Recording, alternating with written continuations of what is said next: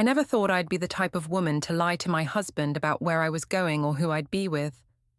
But as I stood in our suburban kitchen, watching Daniel methodically pack Chloe's lunch for the next day, I felt suffocated by the predictability of it all. The same routine, the same conversations, the same life stretching endlessly ahead. "I've been thinking," I said, setting down my coffee cup with deliberate care. "I need to take a trip, for my mental health." Daniel looked up from the sandwich he was making, his brown eyes questioning.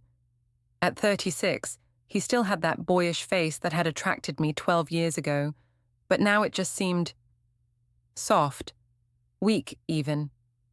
"A trip? Where were you thinking?" "Miami. There's this wellness retreat I've been researching. They specialize in helping women rediscover themselves." The lie rolled off my tongue surprisingly easily. I'd been crafting it for weeks, ever since Marcus had texted me out of the blue. "Miami?" Daniel's voice carried a note of concern. "Lysandra, that seems sudden and expensive. We just talked about saving for Max's summer camp." I felt the familiar surge of irritation. This was exactly why I needed to get away. "Daniel, when was the last time I did something just for me? I work 40 hours a week in HR. I take care of the kids. I manage this household. I'm drowning here. And all you can think about is money." He set down the peanut butter knife and turned to face me fully. "That's not fair. I'm just asking questions. When would this be? How long?" "Next weekend. 4 days. And before you start calculating costs, I've already looked into it. I can use my bonus from last quarter." Another lie. The money would come from our joint savings, but I'd figure that out later. "Next weekend is Chloe's soccer tournament." "You can handle one soccer game, Daniel. She has them every weekend." I moved closer, softening my voice. "Honey, I'm not asking for the moon here. I'm asking for 4 days to remember who I am outside of being a mom and a wife. Don't you want me to be happy?" I watched his face crumble slightly. This was Daniel's weakness. He couldn't stand the thought of being the reason for anyone's unhappiness. It's what made him such a good father and such a boring husband. "Of course I want you to be happy. It's just, the timing feels off." "The timing will never feel right to you. There will always be a soccer game or a school project or some other excuse." I pulled out my phone and showed him the screenshots I'd prepared, a legitimate wellness retreat website, carefully cropped to hide the dates and prices. "Look, this is exactly what I need. Meditation, yoga, spa treatments, life coaching sessions. I'll come back refreshed and ready to be a better wife and mother." Daniel studied the screen, and I could see him wavering. "Who else is going? You're not traveling alone, are you?" "There's a group rate, other women from the area." More lies, but what he didn't know wouldn't hurt him. "I'll be perfectly safe." He was quiet for a long moment and I held my breath. Finally, he nodded. "Okay. If this is what you need, then we'll make it work." I threw my arms around him, feeling a mixture of triumph and guilt. "Thank you, baby. This is exactly what our marriage needs." That night, after Daniel had fallen asleep, I texted Marcus from the bathroom. He totally bought it. "Miami, here I come." His response came quickly. "Can't wait to see you, beautiful. It's been too long." I deleted the messages and slipped back into bed beside my husband, my heart racing with anticipation and fear. The next morning, I called my sister Bronwyn while Daniel was at work and the kids were at school. "You're doing what?" she shrieked through the phone. "It's not what you think," I said quickly. "I'm not having an affair. I'm just reconnecting with an old friend. And yes, maybe there's some chemistry there, but nothing's happened. Yet." "Lysandra, you're married. You have 2 kids. What are you thinking?" "I'm thinking that I'm 34 years old, and I feel like I'm already dead inside. When Marcus reached out last month, it reminded me of who I used to be. I used to be fun, Bron. I used to be exciting. Now I'm just Daniel's wife and the kids' mum." There was silence on the other end of the line. "Are you still there?" I'm here. I'm just processing. Does Daniel suspect anything? No, he thinks I'm going to some wellness retreat, which, technically, I am. I'm retreating from my boring life to find wellness with someone who actually makes me feel alive. This is a terrible idea. Maybe, but I'm doing it anyway. And I need you to have my back if anyone asks questions. Bronwyn sighed heavily.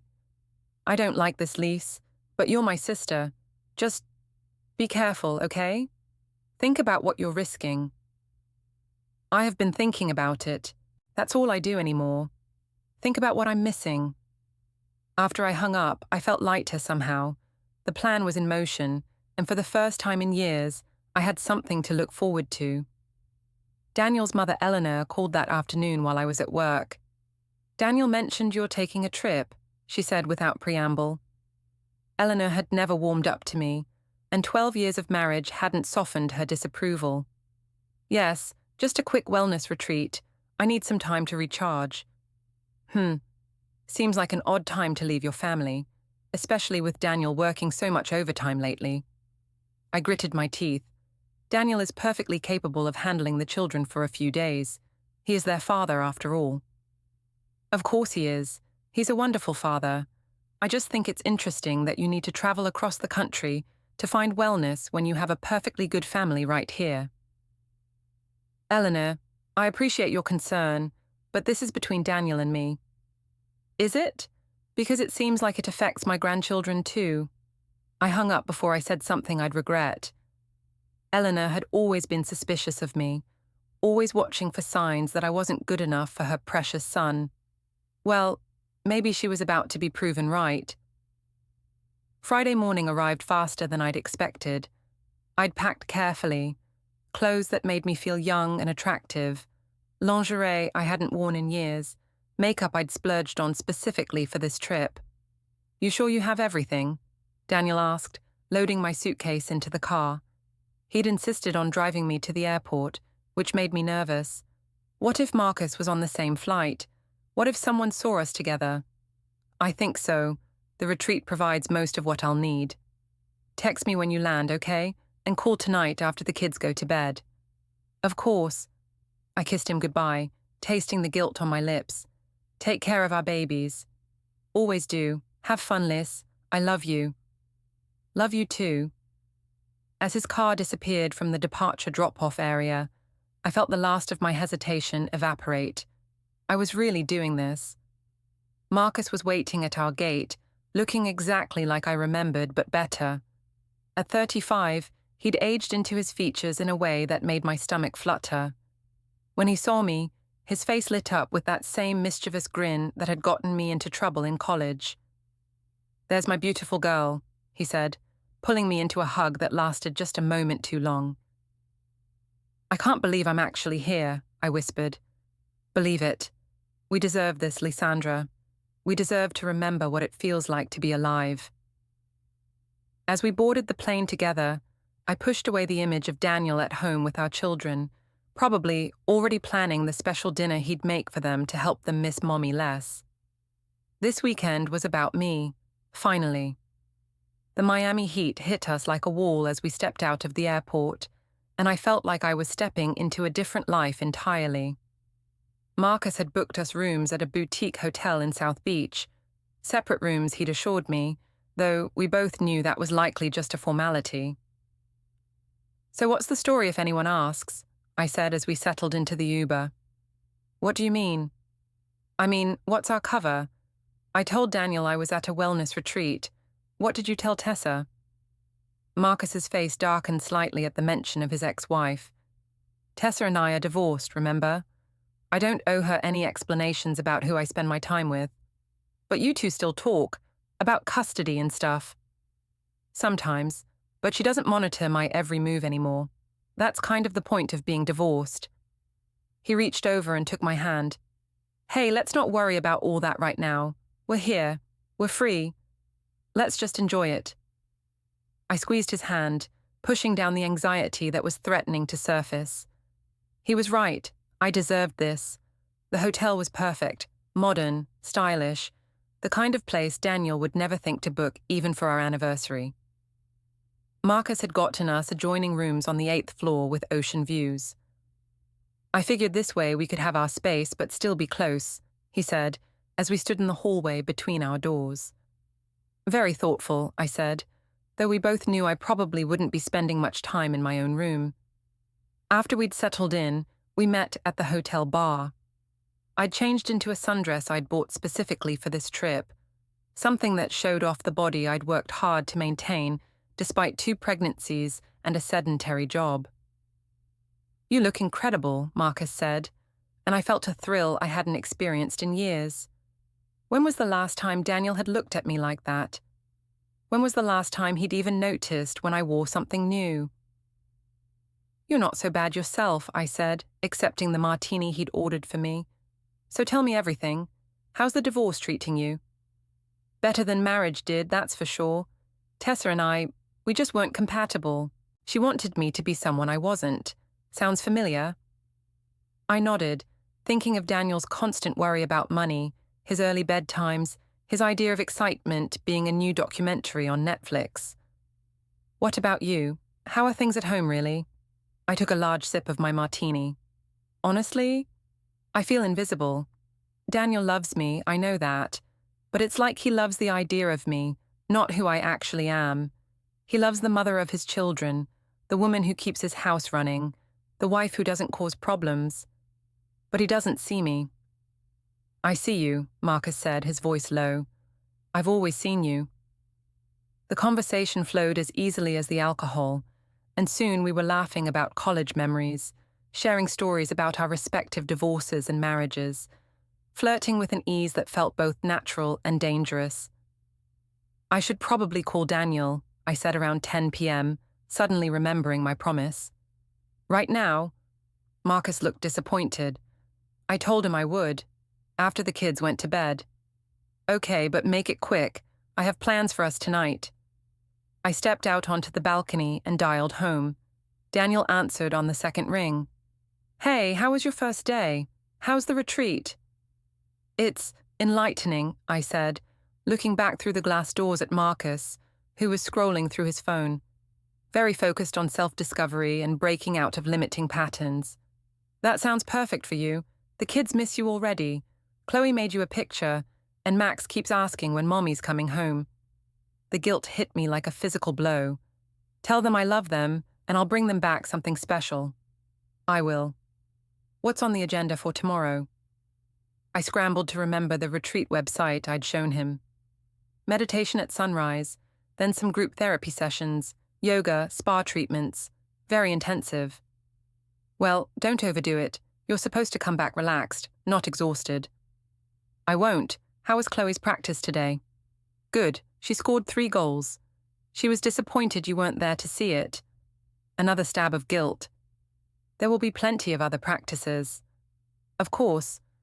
Well, I should let you get your rest. Big day tomorrow. Daniel? Yeah? I almost said it then. Almost confessed everything and begged him to forgive me before I'd even done anything truly unforgivable. But then Marcus appeared behind me, his hands on my shoulders, and the moment passed. Nothing. Just, thanks for being so supportive of this. Anything for you, Lys. Sleep well. After I hung up, Marcus turned me around to face him. Everything okay at home? Fine. Just checking in. Good. Now, where were we? He leaned down and kissed me, and I let myself fall into it. This was what I'd come here for, wasn't it? To feel desired, to feel alive, to remember who I was before I became just another suburban mom. We moved inside, and I knew there was no going back now. The next morning, I woke up in Marcus's bed, sunlight streaming through the curtains. For a moment, I felt pure contentment. No alarm clocks, no children demanding breakfast, no husband asking about the grocery list. Just peace. Then reality crashed back in. Morning, beautiful, Marcus said, bringing me coffee from the room service cart. Sleep well? Like the dead. I sat up, suddenly conscious of my nakedness. In the bright morning light, what we'd done felt different. More real, more wrong. Any regrets? He asked, reading my expression. No, no regrets. This is what I needed. Good, because I was thinking we could spend the day at the beach, maybe do some shopping, have a nice dinner tonight. That sounds perfect. I reached for my phone to check the time and saw 3 missed calls from Bronwyn. My stomach dropped. I need to call my sister back, I said. Everything okay? Probably just checking on me. I stepped into the bathroom and called Bronwyn. Thank God, she said immediately. I've been trying to reach you for hours. What's wrong? Is everyone okay? That depends on your definition of okay. Lysandra, I need to ask you something, and I need you to tell me the truth. Are you really at a wellness retreat? My blood ran cold. Of course I am. Why would you ask that? Because Tessa Ellison called me last night. The phone nearly slipped from my hands. What? Marcus's ex-wife. She somehow got my number and called asking if I knew where you were. She said she had reason to believe you and Marcus were together. That's ridiculous. How would she even know who I am? I don't know, but she seemed pretty convinced. She said she's been suspicious of Marcus for weeks, and when she found out he was taking a sudden trip to Miami, she started digging. Apparently, she found some old photos of you two from college on his social media. I sank down onto the bathroom floor. What did you tell her? I told her I had no idea what she was talking about, that you were at a wellness retreat, but Lysandra, she didn't believe me. And she said something that scared me. What? She said if she finds out you're lying, she's going to make sure Daniel knows everything. She's apparently still pretty bitter about the divorce. I closed my eyes, my head spinning. This is insane. She can't prove anything. Can't she? Are you being careful? No photos together, no social media posts, no paper trail. I thought about the hotel registration, the plane tickets, the credit card charges that would show up on our joint account. I have to go, I said. Lysandra, come home, right now, before this gets any worse. I can't. I'm not ready. Then be smart about it. Whatever you're doing, be smart. I hung up and stared at myself in the bathroom mirror. The woman looking back at me looked guilty as hell. When I returned to the bedroom, Marcus was getting dressed. Everything okay? He asked. Your ex-wife called my sister. He froze. What? Apparently, she's suspicious about this trip. She somehow figured out we might be together. Marcus ran his hands through his hair. Shit, I thought she was done keeping tabs on me. Well, she's not. And she's threatening to tell my husband if she finds out we're here together. How would she find out? We're being careful. Are we? We flew together. We're staying at the same hotel. We used credit cards for everything. Okay. Let's not panic. Even if she suspects something, she can't prove it. And besides, what's she going to do? Call Daniel out of the blue and tell him his wife might be cheating. That would make her look crazy. But even as he said it, I could see the worry in his eyes. We both knew Tessa well enough to know that she was capable of exactly that kind of vindictive behavior. Maybe I should go home early, I said. No. Marcus came over and took my hands. Don't let her ruin this for us. We deserve this time together. We're not doing anything wrong. We're two adults who care about each other, spending time together. If our respective spouses can't handle that, that's their problem. I'm not divorced, Marcus. Daniel is still my husband. But are you happy? Really happy? I thought about Daniel making school lunches, Daniel falling asleep during movies, Daniel's concerned face when I'd told him about the retreat. No, I whispered, I'm not. Then don't let fear make your decisions for you. Let's have our weekend. Whatever happens after that, we'll deal with it. I nodded, but the carefree feeling of the morning was gone.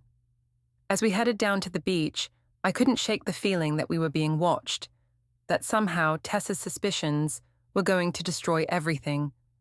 I was right to be worried, but I had no idea how right. Sunday morning in Miami should have been perfect. Marcus and I had spent Saturday at the beach, had an incredible dinner at a rooftop restaurant, and made love like teenagers.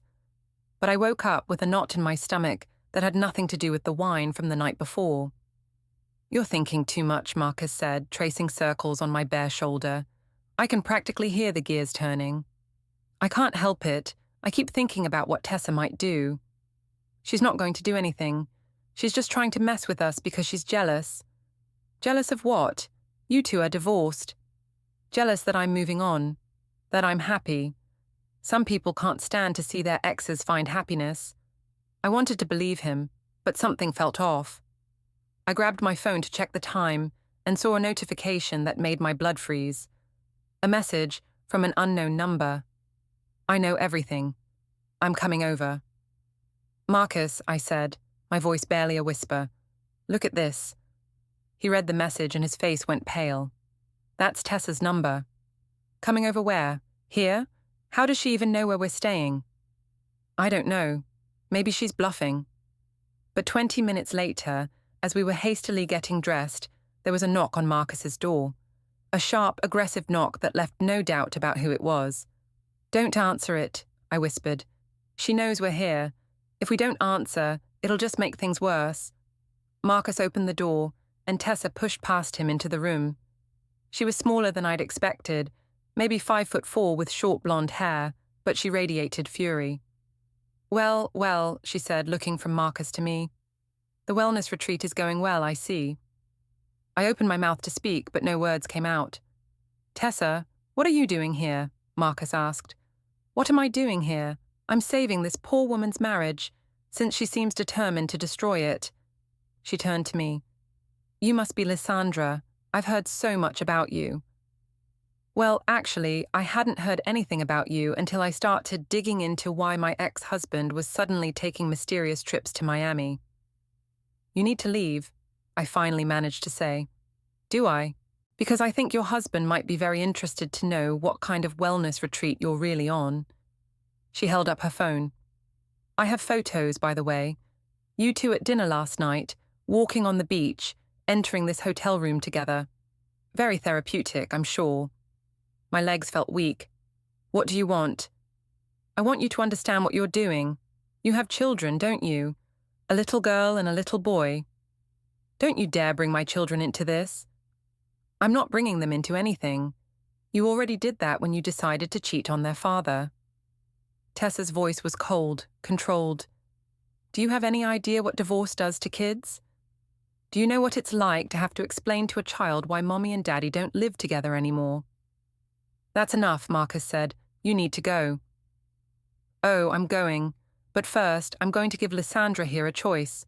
She can end this right now, go home to her husband, and pretend this never happened. Or I can send these photos to Daniel along with a detailed account of everything I know. You're insane, I said. Am I? Or am I the only one in this room who's thinking clearly? You're about to blow up 2 families for what? A weekend of nostalgia? Some middle-aged fantasy about recapturing your youth? Her words hit me like physical blows because they were so close to the truth. You don't know anything about my marriage, I said weakly. I know enough. I know you lied to your husband about where you were going. I know you left your children to come here and sleep with another woman's ex-husband. I know you're the kind of person who thinks her own happiness is more important than everyone else's. Get out, Marcus said, moving toward the door. Get out now, or I'm calling security. Tessa smiled. I'm leaving. But Lysandra, you have until tomorrow night to decide. End this and go home, or I start making phone calls. After she left, I collapsed onto the bed, shaking. She's bluffing, Marcus said, but he didn't sound convinced. No, she's not. Did you see her face? She's going to destroy my life. Only if you let her. Look, we knew this was risky. But what we have is real, Lysandra. Don't let her take that away from us. But the magic was gone. I spent the rest of Sunday in a haze of anxiety, jumping every time my phone buzzed, imagining Daniel's face when he found out the truth. The flight home Monday afternoon was torture. Marcus tried to hold my hand, but I pulled away. Everything felt different now, tainted by Tessa's threats and my own guilt. This doesn't have to be the end, he said as we waited for our luggage and baggage claim. Doesn't it? She's going to tell Daniel. It's over. Not if we're smart about it. We can say we ran into each other at the airport, that it was a coincidence we were both in Miami. With photos of us having dinner, walking on the beach, entering your hotel room. Marcus was quiet. I have to get home to my kids, I said. The Uber ride from the airport felt like a funeral procession. Every mile brought me closer to the life I'd tried to escape, and now it felt like a life that might not even be mine much longer. Daniel was waiting when I walked through the door, and for a terrifying moment I thought Tessa had already called him. But his face lit up when he saw me. "There's my beautiful wife," he said, pulling me into a hug. "How was the retreat? You look different." "Different how?" I asked, my heart pounding. "I don't know. Relaxed, refreshed, like the trip did you good." If only he knew. "It was eye-opening," I said. "Good. The kids missed you like crazy.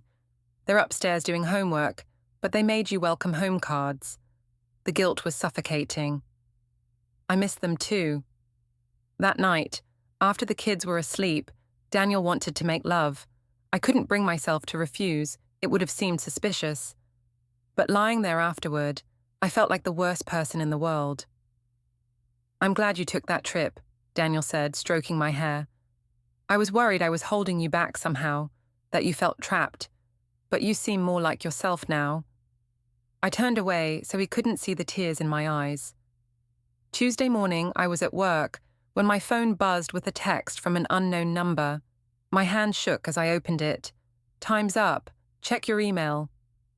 I opened my work email with trembling fingers and found a message from Tessa with the subject line, "For your husband." The email contained everything: photos of Marcus and me together, screenshots of hotel reservations, even a detailed timeline of our weekend. At the bottom, she'd written, "I'm sending this to Daniel tonight unless I hear from you by 5 p.m. I called in sick and drove home, my mind racing. I had to figure out how to handle this, how to minimize the damage. Maybe I could confess to Daniel myself, control the narrative somehow. But when I got home, Daniel was in his office, and I could hear him on a work call. I couldn't interrupt that. I paced the house like a caged animal, checking my phone every few minutes. At 4:45, I texted Tessa, "Please don't do this. I have children." Her response was immediate. "You should have thought of that before you decided to cheat." At exactly 5 p.m., my phone rang. It was Daniel.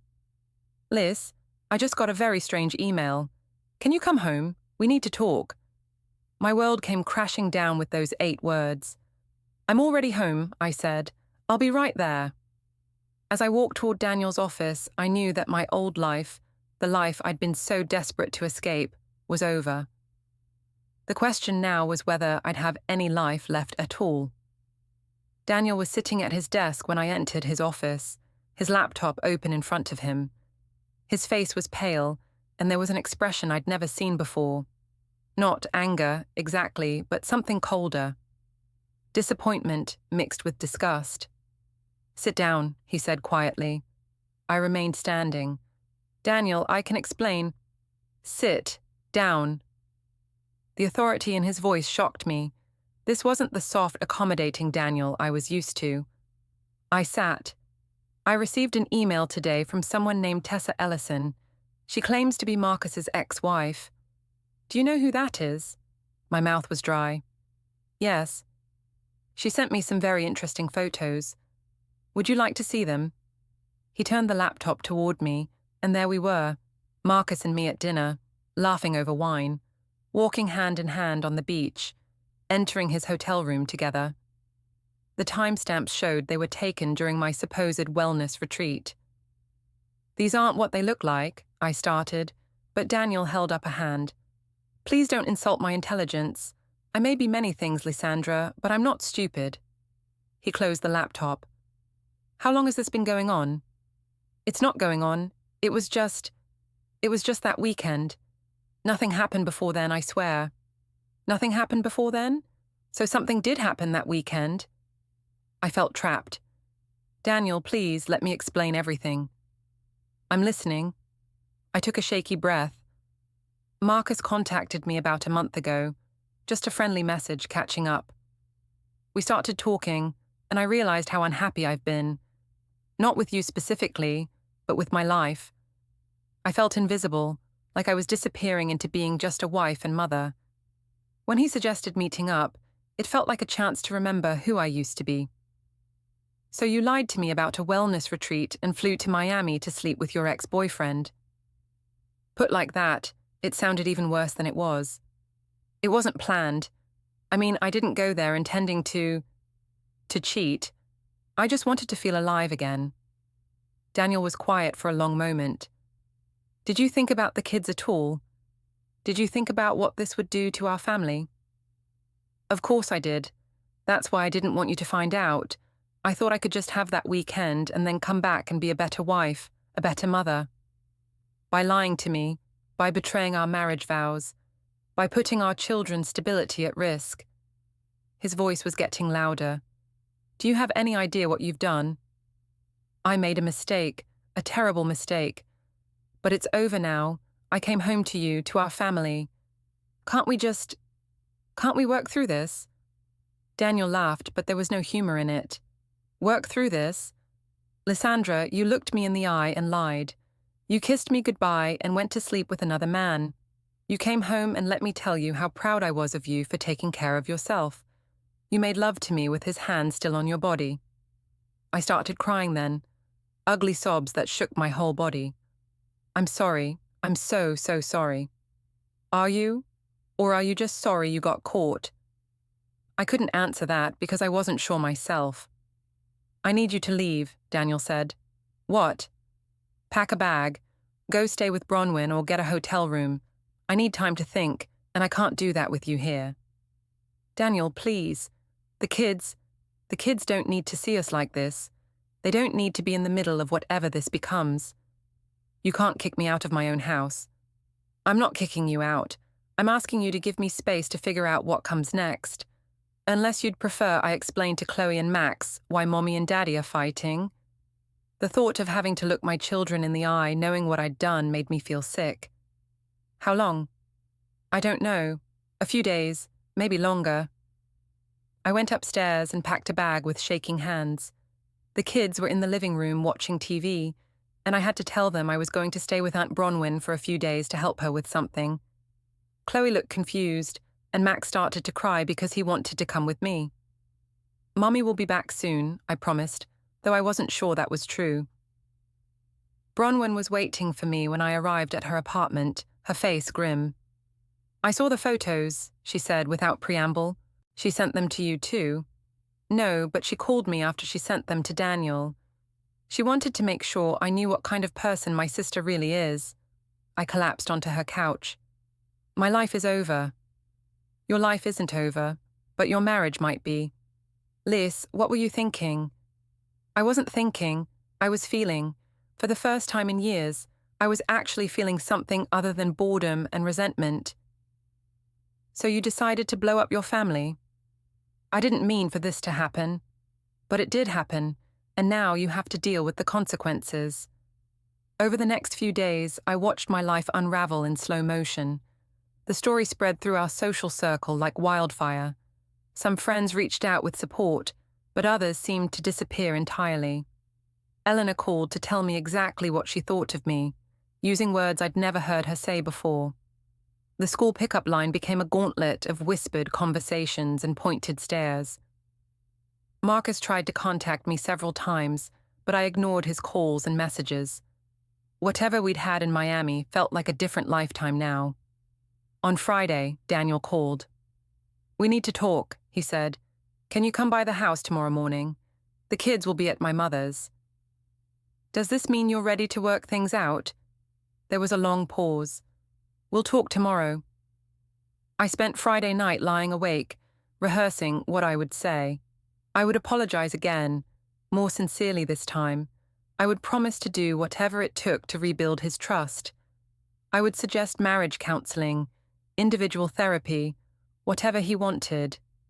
But when I arrived at the house Saturday morning, Daniel's demeanor told me everything I needed to know. I've been to see a lawyer, he said without preamble. The words hit me like a physical blow. Daniel, no, please, let's try to work this out. I've been thinking about what you said, about feeling invisible, about being unhappy, and I realize that you're right. We haven't been happy. But instead of talking to me about it, instead of trying to fix our marriage, you decided to cheat. It was one weekend, one mistake. Was it? Because when I really thought about it, I realized there have been signs for months. The way you've been pulling away from me, from the kids. The way you've been so critical of everything about our life together. The way you've been looking at your phone all the time. I wanted to deny it, but he was right. My affair with Marcus hadn't started in Miami. It had started the day he first texted me. I can change, I said desperately. I can be the wife you need me to be. But I don't want you to be someone you're not. And clearly, being my wife isn't making you happy. So, maybe it's time we both found something that does. What about the kids? The kids deserve parents who can model healthy relationships for them. Right now, we can't do that. I looked around the house we'd bought together, at the family photos on the walls, at the life we'd built. So that's it? 12 years of marriage and you're just giving up? I'm not giving up. I'm accepting reality. You made a choice, Lysandra. Now we both have to live with the consequences. He handed me a business card. My lawyer will be in touch with yours about the details. I'm not trying to be vindictive, but I'm going to protect my children. As I drove away from the house, I realized that Daniel had changed. The soft, accommodating man I'd married was gone, replaced by someone with a spine of steel. And somehow, that made losing him hurt even more. The next few weeks were a blur of lawyer meetings, tense phone calls, and sleepless nights at Bronwyn's apartment. Daniel had moved quickly to protect our joint assets and establish a temporary custody arrangement. I got the kids every other weekend and one evening during the week, a far cry from the full-time motherhood I'd taken for granted. What hurt most was how easily they seemed to adapt to the new arrangement. Chloe asked a few questions about why Mommy and Daddy weren't living together anymore, but when I gave her vague answers about grown-up problems, she seemed to accept it. Max was harder. He cried every time I had to take him back to Daniel's house. But even he was starting to adjust. I tried to maintain some normalcy by continuing to work, but that became increasingly difficult as word spread about my situation. The HR department at a mid-sized accounting firm wasn't exactly a hotbed of gossip, but it was close enough. "So, I heard you and Daniel are separating," my colleague Jennifer said one Tuesday morning, her voice dripping with fake concern. "That must be so hard for the children." "We're working through some issues," I replied, not looking up from my computer. "Of course, these things happen. Though I have to say, I was surprised when I heard about how it happened." I looked at her sharply. "What did you hear?" "Oh, you know how people talk. Something about a trip to Miami? But I'm sure it's all exaggerated." I wanted to ask who had told her, but I was afraid of the answer. The truth was, I was starting to realize that Tessa hadn't just sent those photos to Daniel. She'd been more thorough in her revenge than I'd imagined. That afternoon, I got a call from Chloe's school. "Mrs. Vereen, this is Principal Martinez. I was wondering if you could come in for a brief meeting tomorrow morning.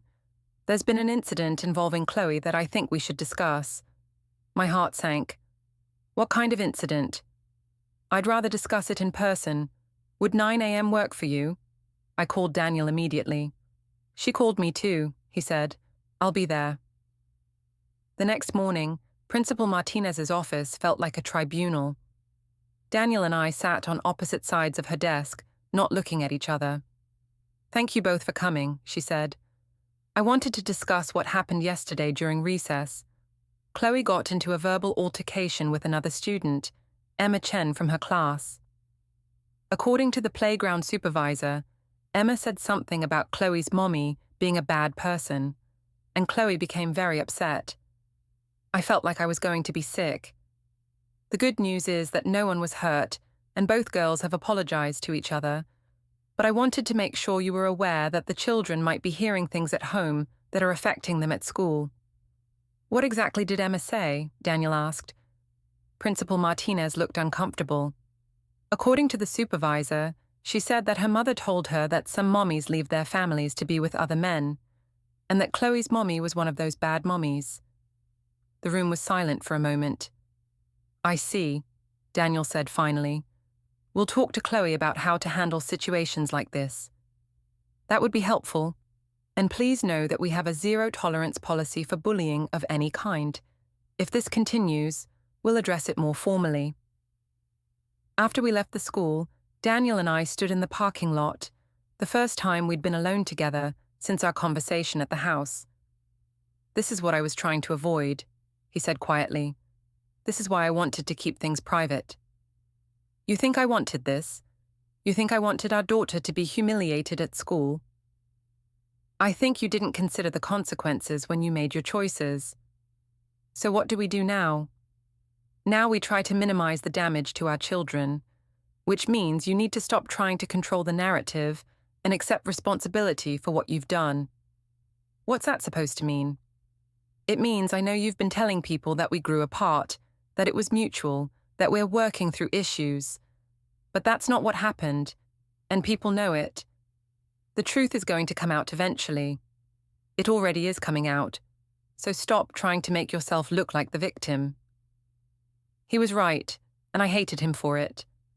I had been trying to spin the story, to make it sound like our marriage had simply run its course, rather than admitting that I'd destroyed it with my selfishness.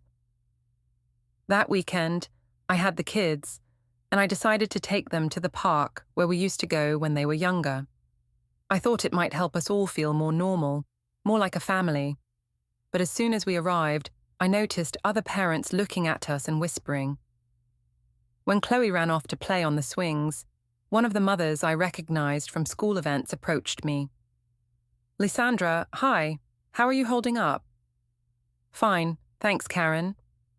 I just want you to know that not everyone believes what people are saying. Marriages are complicated, and no one knows what really goes on behind closed doors. I appreciate that.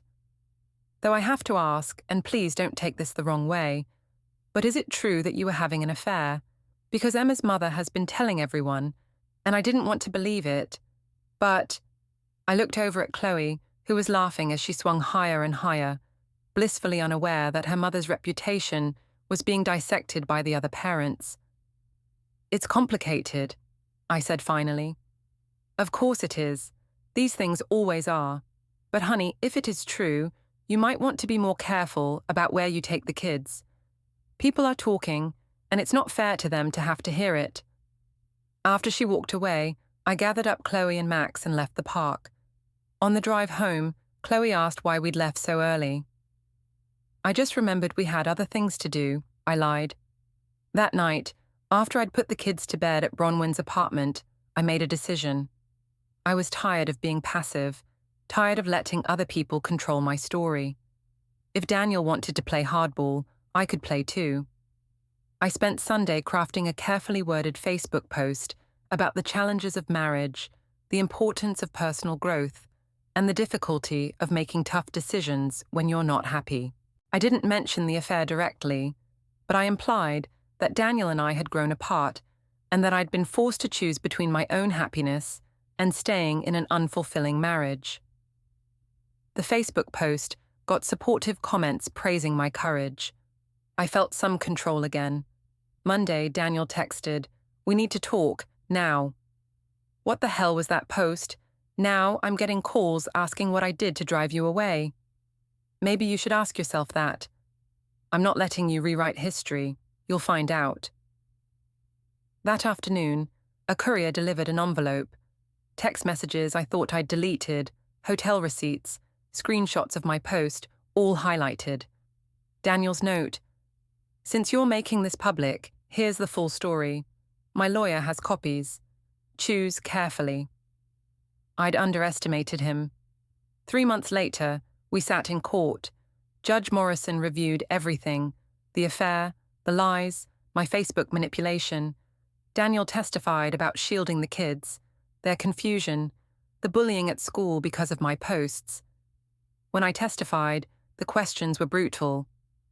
You lied for 4 days, used marital funds, posted that your husband was responsible.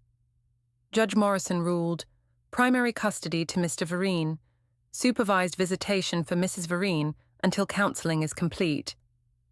In the hallway, Daniel said, "This isn't what I wanted. I wanted a wife who'd talk to me when unhappy instead of cheating. The woman I married would never have done this. Can't we try?" "It's over. It was over when you got on that plane." 6 months later, I saw my kids every other weekend. They were polite now, careful, talking about life with Daddy.